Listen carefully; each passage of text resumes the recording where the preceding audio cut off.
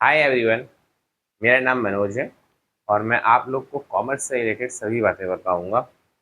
जो बच्चे आज फर्स्ट टाइम कॉमर्स स्ट्रीम में हैं उन सब लोगों से मेरा ये कहना है कि तुम लोग को पैनिक होने की ज़रूरत नहीं है, क्योंकि मैं तुम लोग के साथ खड़ा हूँ एज अ यूट्यूब प्लेटफॉर्म में। ठीक। जितने भी बच्चे कॉमर्स फर्स्ट टाइम पढ़ रहे हैं, मतलब मैं ये मान के चलूँगा, जो भी बच्चे ये वीडियो देख रहे हैं तो वो सारे बच्चे अपना कॉमर्स स्ट्रीम में फर्स्ट टाइम बैठे हैं। ठीक है। और आज हम बात करते हैं कॉमर्स स्ट्रीम में हमें पढ़ना क्या क्या है। और लगभग मुझे ये भी मान के चलता हूँ कि टेंथ के बाद ही ज़्यादातर बच्चे जिन्होंने कॉमर्स ली है, ये टेंथ आप लोग कंप्लीट किए होंगे और टेंथ के बाद और कुछ बच्चे ऐसे भी हो सकते हैं जिन्होंने नाइन्थ और टेंथ में भी कॉमर्स ली होगी। लेकिन मैं बात करता हूँ टेंथ के बाद की। टेंथ के बाद में बच्चों को बेटा तीन ऑप्शन होते हैं। तीन ऑप्शन क्या होते हैं? पहला ऑप्शन होता है साइंस वाला, दूसरा होता है कॉमर्स का, और थर्ड होता है आपका आर्ट। ठीक। अब देखो, साइंस और कॉमर्स और आर्ट, ये तीनों ही दूसरे को अलग अलग नज़र से देखते हैं। साइंस वाला सोचता है कॉमर्स ले रखा है, कॉमर्स वाला सोचता है कि आर्ट ले रखा है। लेकिन तुम लोग को इम्पोर्टेंस जिस दिन कॉमर्स की पता चलेगी, what is the importance of the commerce in your life and in your society, तब समझ में आएगा कि कॉमर्स है क्या। नहीं तो साइंस वाला नीची नज़रों से देखता है कॉमर्स वाले को, कॉमर्स वाला नीची नज़र से देखता है आर्ट को। और सबसे बड़ा समस्या क्या है? कॉमर्स ले कौन स्टूडेंट रहा है? कॉमर्स स्टूडेंट वो बहुत से, मतलब मोस्ट ऑफ द स्टूडेंट शौक शौक में कॉमर्स ले लेते हैं, फिर आगे चल के उनको इकोनॉमिक्स हार्ड लगती है, और सबसे ज़्यादा तो हार्ड अकाउंटेंसी लगती है। वो कहते हैं मैथ से तो बचने के लिए कॉमर्स में आए थे और आज हम पहुंच गए फिर मैथमेटिक्स करने, क्योंकि accountancy is relationship in accountant और मैथमेटिक्स सब्जेक्ट। अकाउंटेंसी का रिलेशन ही है मैथमेटिक्स से। मैथमेटिक्स छूटेगी नहीं तुम लोगों से। अगर किसी के मन में ये भाव है कि अगर कॉमर्स ले लिया तो मैथमेटिक्स छूट जाएगी, नहीं, आपको मैथमेटिक्स आनी चाहिए, तब जाकर के आप एक बढ़िया अकाउंटेंट बनेंगे। तुम लोग कॉमर्स लेकर के क्या बनोगे? मालूम है? मुंशी बनोगे। जी, नाम सुना होगा। और राजा महाराजाओं के ज़माने में इनको दीवान कहा जाता था। दीवान जी, जिनके पास रुपयों से संबंधित सारे लेखे जोखे होते थे, उनको कहा जाता था दीवान। फिर धीरे धीरे कहा जाने लग गया मुंशी, और धीरे धीरे कहने लग गया लेखापाल। लेखपाल नहीं, लेखापाल। इसको कहा जाता है इंग्लिश में अकाउंटेंट। और बहुत हाई प्रोफाइल में ये बन जाते हैं चार्टेड अकाउंटेंट। तो हम बात करेंगे कॉमर्स स्ट्रीम में तुम लोग को पढ़ना क्या क्या है। ठीक है। तो कॉमर्स स्ट्रीम लिख दिया। अब आर्ट को हम लोग यहाँ टाटा बाय बाय कर देते हैं, साइंस को भी हम लोग टाटा बाय बाय कर देते हैं। बात आती है कॉमर्स की। कॉमर्स स्ट्रीम में तुम लोग को पढ़ना है तीन सब्जेक्ट। पहला तुम्हारा हो गया इकोनॉमिक्स।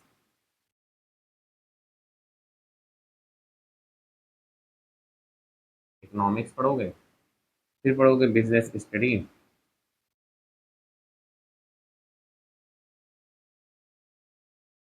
बिजनेस स्टडीज पढ़ोगे, फिर लास्ट में जाकर के अकाउंटेंसी पढ़ोगे। क्या पढ़ोगे तुम लोग? ये तीन सब्जेक्ट हैं। अदर सब्जेक्ट भी हो सकते हैं, लेकिन अगर 11th और 12th में हो तो लगभग जितने भी बोर्ड है, यूपी बोर्ड या किसी भी स्टेट बोर्ड या सीबीएसई बोर्ड या आप लोग का हो गया आईसीएसई बोर्ड, जितने भी बोर्ड हैं ये तीन सब्जेक्ट आपके मैंडेटरी हैं। एक economics, business studies and accountancy. इन तीनों से मिल करके बनता है अपना कॉमर्स। कहने का मतलब ये है, जैसे कि कॉमर्स कॉमर्स ये पूरी फैमिली है, ये फैमिली मेंबर है, ये भाई है, ये भाई है, ये भाई, ये तीनों भाई हैं आपस में। ठीक है। अब बात आती है कॉमर्स की। कॉमर्स इनका फादर हो गया। ठीक है। कॉमर्स, अब एक तुम लोग से क्वेश्चन ये बड़ा बनता है कि कॉमर्स एज अ फादर, ये तीन सन हैं, तो इन तीनों में सबसे बड़ा बच्चा कौन है? Who is the elder son इन तीनों में? इकोनॉमिक्स, बिजनेस स्टडीज और अकाउंटेंसी में सबसे बड़ा बच्चा कौन सा है? अगर वीडियो देख रहे होगे तो मैं ये चाहूँगा तुम लोगों से कमेंट, अगर तुम लोगों ने पढ़ा भी होगा तो इन इसका कमेंट जरूर लिखना कि इकोनॉमिक्स, बिजनेस और अकाउंटेंसी में सबसे बड़ा बच्चा कौन सा है, who's the elder son among these three sons, इन 3 सनों में सबसे बड़ा बच्चा कौन सा है, ये एकदम याद रखना। इसका आंसर मैं तुम लोग को नेक्स्ट क्लास में दूंगा जब भी आप लोगों से मिलूंगा। तो अ, इतना तो मैंने आप लोग को कॉमर्स से रिलेटेड इंट्रोडक्शन दे दिया। अब पहला बात आती है मेरी, कॉमर्स का यूज़ कहाँ कहाँ पर है। आखिर कॉमर्स का यूज़ हम लोग कहाँ कहाँ पे करते हैं, ये आता है सबसे बड़ा क्वेश्चन। और वाई नीड कॉमर्स, हमें कॉमर्स की आवश्यकता क्यों है। देखो, कॉमर्स के अगर हम यूजेस की बात करेंगे तो कॉमर्स का यूज़ एवरीवेयर, जहाँ जहाँ आप लोग मॉनेटरी टर्म्स में ट्रांजैक्शन हो रहा है, हर जगह कॉमर्स का यूज़ हो रहा है। अगर मॉनेटरी टर्म्स में भी ट्रांजैक्शन नहीं हो रहे हैं फिर भी कॉमर्स का यूज़ हो रहा है। अगर मैं कहूँ, मैं ये मेरी एक थ्योरी है कॉमर्स का यूज़ कहाँ पे होता है। तो मेरी थ्योरी के अनुसार कॉमर्स का यूज़ बिफोर बर्थ और after death we use commerce. हम लोग मनुष्य के पैदा होने से पहले और मनुष्य के मरने के बाद कॉमर्स का यूज़ करते रहते हैं। अब आओ एग्जाम्पल हम लोग लेते हैं कैसे। देखो, पैदा होने से पहले जब कोई बच्चा अपनी माँ की गोद में आता है तो लगभग 9 महीने तक वो कोख में रहता है, ठीक है। तो वो माँ टाइम टू टाइम डॉक्टर को दिखाने जाती है, रूटीन चेकअप कराती है। तो उस रूटीन चेकअप में बार बार क्या खर्चा हो रहा होता है, पैसे रुपया खर्चा हो रहा होता है। जब मनी खर्च हो रही होती है तो मनी खर्च करने की बात हम लोग कहाँ बात कर रहे होते हैं, मनी की बात हम लोग इकोनॉमिक्स में कर रहे होते हैं। इसका मतलब क्या, अभी बच्चा पैदा हुआ नहीं है, इस धरती पे नहीं आया है, इस धरा पर उसने जन्म नहीं लिया है, फिर भी मनी उस पर लगाई जा रही है। अब मान के चलो, एक लड़के का नाम है नब्बू, ठीक। वो पैदा हुआ सन 2000 में, हो रहा है पैदा। उसकी डेट ऑफ बर्थ 11 नवंबर मान के हम चलते हैं, 11 नवंबर उसकी डेट ऑफ बर्थ है। और पैदा होता है सन 2000 में, सन 2000 11 नवंबर को पैदा होता है। तो फिर उसके बाद लेकिन 9 महीने पहले से तो उस पर रूटीन चेकअप चल रहा है ना, उस माँ का। माँ उसके उसके फादर रूटीन चेकअप कर रहे हैं, उस हिसाब से उनको डाइट खिलाई जा रही है। उन सब पे क्या लग रहा है, पैसा लग रहा है, मनी लग रहा है, लेकिन बच्चा अभी तक आया नहीं। 11 नवंबर को बच्चा पैदा हो गया, मान लीजिए 2070 में उसकी डेथ हो जाती है। पैदा होने से 2070 तक के बीच में उसका वो भी तो खर्चा पानी चल रहा है। पैदा हुआ, बॉटल आएंगे, ए टू जेड सारे सामान यूज करेगा, वो सारे सामान यूज करेगा तो उसमें क्या होगा, मनी का यूज होगा। जब भी मनी की बात आएगी तो क्या किया जाएगा, इकोनॉमिक्स के अंडर में उसको रखा जाता है। फिर बात आती है 2070 में उसकी डेथ हो गई, ठीक। डेथ हो गई तो भाई, आप इंडिया में रह रहे हो तो 13वीं डेथ सेरेमनी में तो मनाओगे ना भाई, 13वीं मनाओगे। और जैसे डेथ हो जाती है, मरने के बाद जलाया जाता है या कहीं कहीं दफनाया जाता है। अगर नब्बू है तो उसको जलाया ही जाएगा, और वही पानी के कहीं पर भी जलाया जाएगा उसको, ठीक है। जब जलाया जाएगा तो उसमें भी क्या लगेगा, पैसा ही लगेगा। जब पैसा लगेगा भाई, इकोनॉमिक्स अब वहाँ पर अपनी वर्किंग कंटिन्यू कर रही है।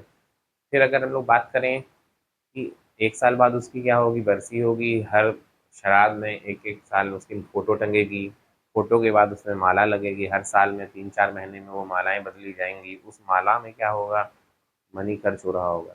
ये एक प्रूफ है कि before birth after death we use commerce, हम लोग कॉमर्स का यूज करते हैं। और ये भी कहना गलत नहीं है बच्चों कि जब से इस ये दुनिया का सृजन हुआ है तब से कॉमर्स को हम लोग यूज कर रहे हैं, और जब ये दुनिया खत्म हो जाएगी तब भी कॉमर्स चल रही है। ये तो हो गए यूजेस ऑफ कॉमर्स। और हाँ, और इस कॉमर्स, ये हमारी यूजेस ऑफ कॉमर्स मैंने तुम लोग को बता दिया। और ये 3 स्ट्रीम है जो हम लोग पढ़ेंगे। मैं तुम लोग को यूट्यूब प्लेटफॉर्म में मिलूंगा। पहले तो मैं आप लोग को जो कॉमर्स के स्ट्रीम के जो बच्चे होते हैं उन लोग को सबसे ज़्यादा हार्ड लगती है अकाउंटेंसी। और ये जो डर बैठा है ना लोगों के अंदर, अकाउंटेंसी बहुत हार्ड है, इसी हार्डनेस, इसी डर को मैं बाहर निकालूंगा, ये सिखाऊंगा क्योंकि accounting is an art. Accounting क्या है, आर्ट। और आर्ट कभी भी बच्चा सीखी जाती है, ठीक है। आर्ट सिखाई नहीं जाती, आर्ट सीखी जाती है। मैं पढ़ा रहा हूँ तो मैंने पढ़ाने का तरीका सीखा है। टीचिंग इज एन आर्ट, वैसे ही अकाउंटेंसी इज एन आर्ट।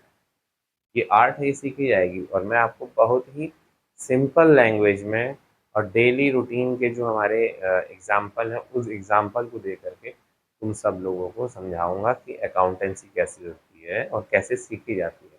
अब बात आती है हमारी इकोनॉमिक्स और बिजनेस की। टाइम मिला तो फिर इकोनॉमिक्स को कवर किया जाएगा, फिर लास्ट में बिजनेस को हम लोग कवर करेंगे।